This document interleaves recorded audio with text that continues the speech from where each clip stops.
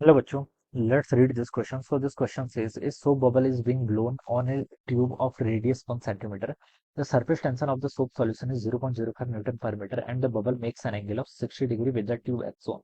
The axis of the pressure over the atmospheric pressure in the tube. ठीक है, axis of the pressure over the atmospheric pressure से कितना ज्यादा pressure है वो हमें बताना है, एक्सेस प्रेशर बताना है। ठीक है, इन द ट्यूब के इनसाइड देखिए अंदर की तरफ तो आपका प्रेशर वैसे भी ज्यादा होगा, ये हम बता सकते हैं।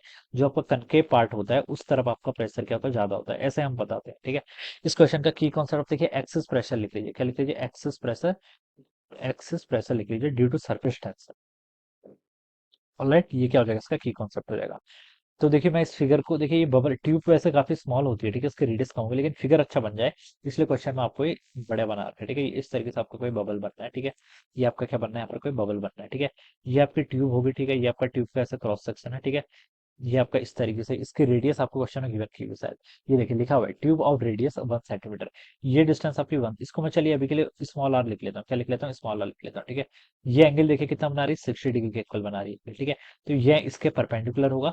तो मैं बता सकता हूँ अगर ये इसके परपेंडिकुलर है तो ये जो एंगल बनेगा, this angle is again equal to 60 degree, ये कितना हो जाएगा, 60 डिग्री के इक्वल हो जाएगा। ठीक है, और बच्चों देखिए ये जो पूरा बबल है, बबल की रेडियस मान लीजिए यहाँ पर बबल का सेंटर है। ठीक है, तो यहाँ से देखिए जो इसकी रेडियस होगी, ये यहाँ से लेकर यहाँ तक, ये क्या हो जाएगी, इसकी रेडियस हो जाएगी। इसको मैंने कैपिटल आर बोल दिया। ठीक है, ऐसे मैं फाइंड आउट कर लेता हूँ।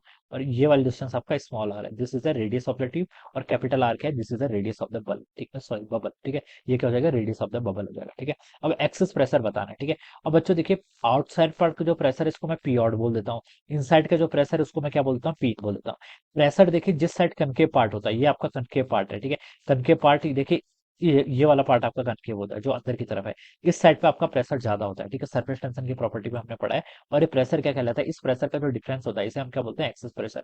यानी कि पी इनसाइड माइनस जो आपका पी आउटसाइड होगा, ये किसके इक्वल होता है, इसका जो अगर फॉर्मूला होता है इसको हम रखते हैं आपका फोरस बाय आर के इक्वल होता है, किसके केस में, बबल के केस में। ठीक है, अगर आपके पास कोई सॉफ्ट बबल है तो ये प्रेशर डिफरेंस आपका इतना होता है। S is a surface tension and R क्या है, रेडियस। रेडियस किसकी, R, R is a radius of the bubble. ठीक है, इस चीज में कंफ्यूज नहीं होना है। ठीक है, आउट इनसाइड पॉइंट पर आपका प्रेशर ज्यादा है, आउटसाइड से कितना है वही पूछा गया, the axis of the pressure over the atmospheric pressure. ठीक है, पी आउट तो बेसिकली आपका क्या है, एटमॉस्फेरिक प्रेशर, इसको आप पीएटीएम लिख लीजिए। ठीक है, या फिर पी नॉट लिख लीजिए, तो ये वही आपको बताना है। ठीक है, तो उसको आप लिख लीजिए पी इन माइनस आपका पी नॉट, यही बताना है किसके इक्वल होगा, 4 times surface tension. Surface tension given किया हुआ है देखिए, सरफेस टेंशन सोप सॉल्यूशन का 0.05 न्यूटन पर मीटर के इक्वल है, तो उसको 0.05 न्यूटन पर मीटर लिख लीजिए, डिवाइडेड बाय आर। आर क्या हो जाएगी, रेडियस ऑफ द बबल। ठीक है, ये कितना दे रखा है, ओके, ये अभी गिवन है। ठीक है, आपको ये दे रखा है तो आप थोड़ी सी यहाँ पर ज्योमेट्री यूज करेंगे। ठीक है, हाइपोटेनस गिवन कर रखा है, बेस आपको यहाँ पर बताना है। ठीक है, सॉरी बेस गिवन है, हाइपोटेनस बताना है। तो cos थीटा का फॉर्मूला यूज कर लीजिए, cos 60 कितना होता है, बेस अपॉन हाइपोटेनस। बेस तो आपका स्मॉल है, divided by hypotenuse capital R. cos 60 की वैल्यू कितनी होती है, 1/2। It is equal to small R, small R की वैल्यू 1 सेंटीमीटर गिवन कर रखी है, यानी कि 0.01 मीटर, डिवाइडेड बाय आपका यहाँ पर कैपिटल आर हो जाएगा।